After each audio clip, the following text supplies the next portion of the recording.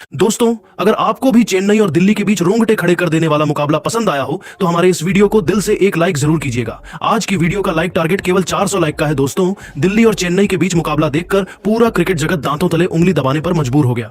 इस मुकाबले को देखकर कोई भी अपनी आंखों पर भरोसा नहीं कर सका। चेन्नई की टीम ने 65 रनों पर ही अपने 4 बड़े बल्लेबाज खो दिए, लेकिन फिर उसके बाद हुआ ऐसा चमत्कार कि चेन्नई की टीम ने की तगड़ी वापसी। तो आखिर इस मुकाबले में कौन सी टीम बनी चैंपियन? चेन्नई को किस खिलाड़ी ने कराई मैच में तगड़ी वापसी? दोनों टीमों के बीच खेले गए मुकाबले की पूरी हाईलाइट तो हम जरूर दिखाएंगे, लेकिन उससे पहले आपको क्या लगता है धोनी और रोहित में कौन है सबसे महान कप्तान? आप खुद नीचे कमेंट करके जरूर बताइए। आईपीएल इतिहास की 2 सबसे मजबूत टीम एक बार फिर एमआई चिदंबरम स्टेडियम चेन्नई में आमने सामने हुई। इस मुकाबले में सिक्का उछाला गया तो दिल्ली कैपिटल ने जीता और पहले बल्लेबाजी करने का फैसला किया और चेन्नई की टीम को गेंदबाजी करने के लिए आमंत्रित किया। दिल्ली की तरफ से इस मुकाबले में पारी की शुरुआत करने के लिए 2 खूंखार बल्लेबाज केएल राहुल के साथ फ्रेजर मार्क गर्ग आए। वहीं चेन्नई की तरफ से पहले ओवर लेकर आए खलील अहमद। शानदार गेंदबाजी कर रहे थे, तभी ओवर की 5वीं गेंद पर खलील अहमद ने फ्रेजर को पवेलियन का रास्ता दिखाकर अपनी टीम को पहली सफलता दिला दी। दिल्ली का बिना खाता खोले पहला झटका लग गया। अब मैदान पर दिल्ली की तरफ से राहुल का साथ देने के लिए अभिषेक पोरेल आ चुके थे। दूसरे ओवर में चेन्नई की तरफ से गेंदबाजी करने आए मुकेश चौधरी, लेकिन इनका स्वागत अभिषेक ने दूसरी गेंद पर करारा प्रहार करते हुए चौका जड़कर किया। वहीं तीसरी गेंद पर अभिषेक ने करारा शॉट लगाते हुए छक्का जड़ दिया और मुकेश चौधरी की जमकर कुटाई कर दी। इसके बाद भी इनका बल्ला रुकने का नाम नहीं लिया। चौथी और 5वीं गेंद को भी उन्होंने चौके में तब्दील कर दिया और इस ओवर से 19 रन बटोरकर अपनी टीम को 2 ओवर में ही 20 रनों तक पहुंचा दिया।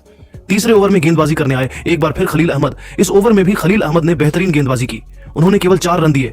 3 ओवर में दिल्ली का स्कोर 24 रन 1 विकेट पर बन पाया। चौथे ओवर में चेन्नई की तरफ से एक बार फिर गेंदबाजी करने आए मुकेश चौधरी। इस बार इनका स्वागत राहुल ने अपने अंदाज में तीसरी गेंद पर खतरनाक चौका लगाकर किया और टीम के स्कोर को तेजी से आगे बढ़ाया। लेकिन उसके बाद मुकेश ने शानदार वापसी की और इस ओवर में केवल 8 रन खर्च किए। दिल्ली का स्कोर 4 ओवर में केवल 32 रन बन पाया। 5वें ओवर में गेंदबाजी करने आए एक बार फिर खलील अहमद, लेकिन इस बार इनका स्वागत केएल राहुल ने अपने अंदाज में शानदार छक्का लगाकर किया और इन दोनों बल्लेबाजों ने उसके बाद इस ओवर से 11 रन बटोरकर अपनी टीम को 5 ओवर में 43 रनों तक पहुंचा दिया। पावर प्ले के अंतिम ओवर में चेन्नई सुपर किंग ने सबसे बड़ा बदलाव किया और इस बार उन्होंने फिरकी के जादूगर अश्विन को बुलाया, लेकिन अश्विन का स्वागत पहले ही गेंद पर अभिषेक ने शानदार चौका लगाकर किया। लेकिन उसके बाद इन दोनों बल्लेबाजों ने सिंगल लेकर अपनी टीम को पावर प्ले के 6 ओवर में 51 रनों तक पहुंचा दिया।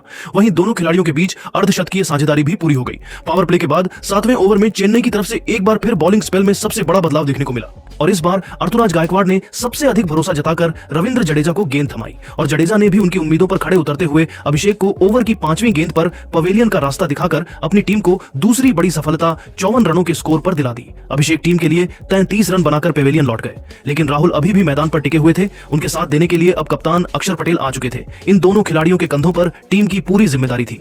अक्षर पटेल ने आते ही जडेजा का स्वागत शानदार छक्का लगाकर किया और अपनी टीम को 7 ओवर में 60 रनों तक पहुंचा दिया।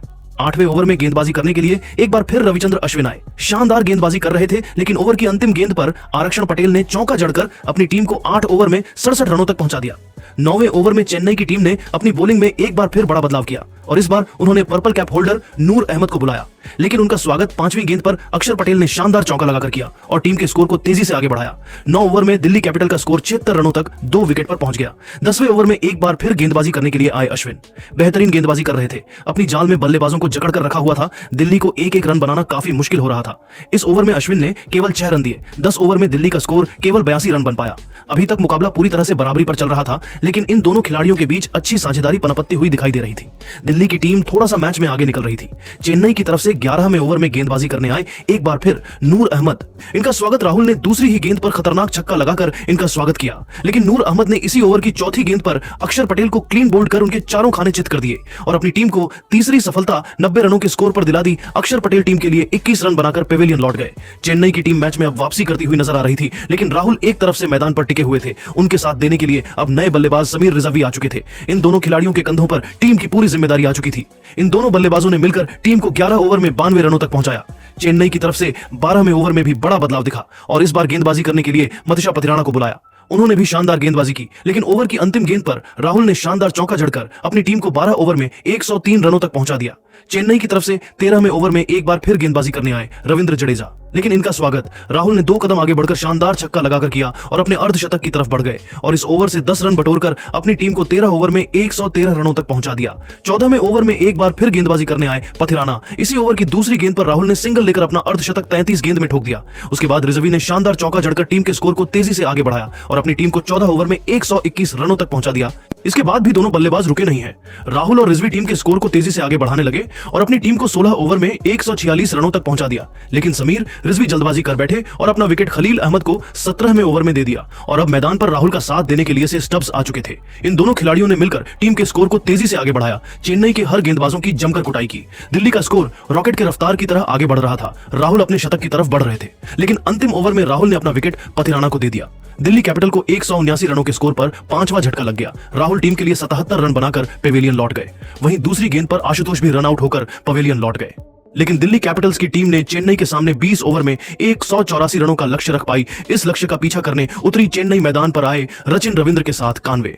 वहीं दिल्ली की तरफ से पहले ओवर लेकर आए मिचेल स्टार्क। शानदार गेंदबाजी कर रहे थे, बल्लेबाजों को परेशान कर रहे थे, लेकिन अंतिम गेंद पर कानवे ने चौका जड़कर अपनी टीम को एक ओवर में 10 रनों तक पहुंचा दिया। दिल्ली की तरफ से दूसरा ओवर लेकर आए मुकेश कुमार और इस बार उन्होंने ओवर की 5वीं गेंद पर रचिन रविंद्र को पवेलियन का रास्ता दिखाकर अपनी टीम को पहली सफलता दिला दी और चेन्नई को बड़ा झटका लग गया। 2 ओवर में चेन्नई का स्कोर 15 रन बन पाया और कानवे का साथ देने के लिए अब मैदान पर कप्तान ऋतुराज गायकवाड़ आ चुके थे। इन दोनों खिलाड़ियों के कंधों पर टीम की पूरी जिम्मेदारी थी, लेकिन ऋतुराज गायकवाड़ अपनी टीम के लिए केवल 5 रन बनाकर तीसरे ओवर में मिचेल स्टार्क के शिकार हो गए। चेन्नई की टीम को दूसरा बड़ा झटका लग गया, लेकिन कानवे अभी भी मैदान पर टिके हुए थे।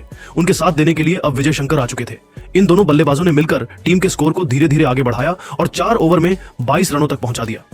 5वें ओवर में गेंदबाजी करने आए मोहित शर्मा शानदार गेंदबाजी कर रहे थे। चेन्नई के बल्लेबाजों को पूरी तरह से जकड़ कर रखा हुआ था। 5 ओवर में चेन्नई का स्कोर केवल 36 रन बन पाया। दिल्ली कैपिटल्स की टीम पूरी तरह से हावी हो चुकी थी। पावर प्ले के अंतिम ओवर में दिल्ली कैपिटल ने गेंदबाजी में बड़ा बदलाव किया। इस बार गेंदबाजी के लिए बुलाया विप्रराज निगम को। विप्रराज ने आते ही ओवर की तीसरी गेंद पर कानवे को पवेलियन का रास्ता दिखाकर चेन्नई की कमर तोड़ दी। 41 रनों के स्कोर पर चेन्नई का तीसरा विकेट गिर गया, लेकिन विजय शंकर मैदान पर टिके हुए थे। उनका साथ देने के लिए अब शिवम दुबे आए। इन दोनों बल्लेबाजों ने धीरे धीरे टीम के स्कोर को आगे बढ़ना शुरू किया। 7 ओवर में चेन्नई का स्कोर 49 रन 3 विकेट पर पहुंच पाया। दुबे और शंकर सिंगल डबल लेकर खेल रहे थे, टीम को संभालने की पूरी कोशिश कर रहे थे। 10वां ओवर लेकर आए विपराज का स्वागत। दुबे ने पहली ही गेंद पर छक्का लगाकर किया, लेकिन इस छक्के का बदला लेते हुए अगली ही गेंद पर विपराज ने दुबे को पवेलियन का रास्ता दिखाकर चेन्नई की कमर तोड़ दी। 65 रनों के स्कोर पर चेन्नई के 4 बल्लेबाज पेविलियन लौट गए, लेकिन विजय शंकर मैदान पर टिके थे। इनका साथ देने अब रविंद्र जडेजा आ चुके थे, लेकिन जडेजा टीम के लिए केवल 2 रन बनाकर पेविलियन लौट गए। अब मैदान पर आ चुके थे मैच के असली हीरो महेंद्र सिंह धोनी। इन दोनों ने मिलकर टीम के स्कोर को 11 ओवर में 76 रनों तक पहुंचाया। धोनी शानदार फॉर्म में दिखाई दे रहे थे, सिंगल लेकर टीम के स्कोर को आगे बढ़ा रहे थे। 13 ओवर में चेन्नई का स्कोर 86 रनों तक पहुंच गया। ये दोनों बल्लेबाज टीम के स्कोर को धीरे धीरे आगे बढ़ा रहे थे। देखते ही देखते चेन्नई का स्कोर 100 रनों के पार पहुंच गया। वहीं विजय शंकर ने भी अपना अर्धशतक पूरा कर लिया। इन दोनों खिलाड़ियों के बीच अर्धशतकीय साझेदारी भी हो गई। 17 ओवर में चेन्नई का स्कोर 117 रन हो गया। चेन्नई को जीत के लिए 18 गेंद पर 67 रन चाहिए थे, लेकिन इन दोनों बल्लेबाजों के बल्ले से बिल्कुल भी रन नहीं निकल रहे थे और मैदान पर संघर्ष करते हुए दिखाई दे रहे थे। धोनी ने छक्का भी लगाया, लेकिन चेन्नई मैच में काफी पीछे थी और देखते ही मुकाबला अंतिम ओवर में पहुंच गया और जीत के लिए 6 गेंद पर 41 रन चाहिए था। पहली गेंद पर विजय शंकर ने छक्का लगाया, लेकिन इससे कोई भी फर्क नहीं पड़ा। दूसरी गेंद पर शंकर ने 2 रन बटोरे और तीसरी गेंद पर 1 रन, लेकिन तब तक देर हो चुकी थी। चेन्नई को जीत के लिए 30 रन 3 गेंद पर चाहिए था, जो कि बनना असंभव था।